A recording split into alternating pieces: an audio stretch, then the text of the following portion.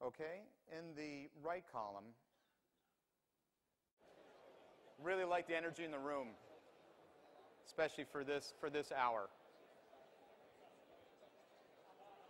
This has been a brief introduction. As I mentioned at the beginning, what I tried to do is distill some of the gems from our graduate program. If you're interested in follow-up, there are a couple ways in which you might be able to follow up. I understand from Gavin that the PowerPoint will be made available to you. You will also get the worksheets that you worked with if you would like to be able to use those, particularly the PPCO worksheet. You have internal expertise in this area, and Sharon Walsh will be receiving her Master of Science degree in this area, Creativity and Change Leadership. So you have that, expertise in your organization. I brought along with me, Gavin was kind enough to mention the book that we just had published called Creative Leadership Skills That Drive Change. I brought a couple copies. Before I came over, I spoke with the publisher. If you're interested in the book, you can get a 20% discount, which I have some flyers up here. And I also have brochures on our distance program, certificate program in Creativity and Change Leadership, and the Master of Science degree. So let me end with a very brief story. This is a story about a very creative leader, someone that we cite in our book, Ghandi. There were parents of a boy who were very concerned. Their son had a very terrible diet, ate way too much sugar, and they were very concerned for him.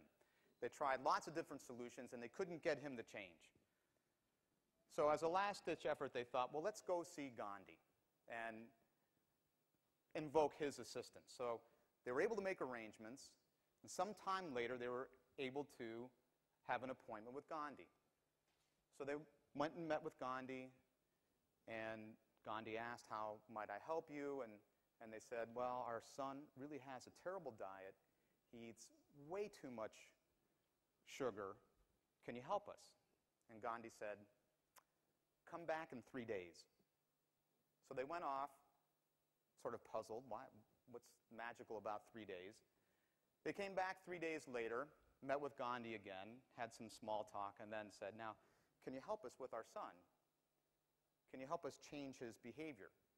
And Ghandi said, sure. And he leaned forward, and he looked at the boy, and he said, don't eat sugar. The parents were sort of surprised by that. And they said, well, thanks. We appreciate you saying that, but why did it take 3 days? And he said, because 3 days ago, I was eating sugar. And I couldn't ask someone to change if I didn't live that change myself. So my parting comment to you is the items that you've written down in terms of applications, which are deliberate ways of being creative, if you wish to facilitate that in Synovate, is to be the change yourself that you wish to perpetuate. And with that, I'm going to say thank you and good luck. Thanks for having me. Thank you.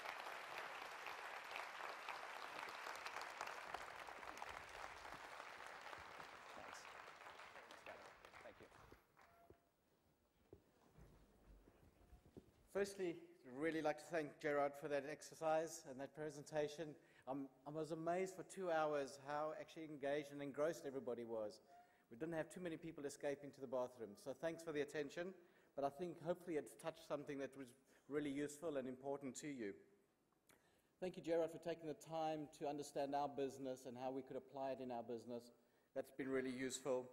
And all the contributions each of you have made in the PPCO exercise and the brainstorming exercise and that, please leave those sheets on the table. We are going to use them. We are going to pull them together and take those ideas forward. I want you to jot down ways in which you might apply what you found interesting and intriguing. It could be a professional application or a personal application. So how might you use, let's say you thought the PPCO was particularly interesting, how might you use that? Or the idea of divergent thinking and the guidelines. What are ways in which you might use that professionally or personally?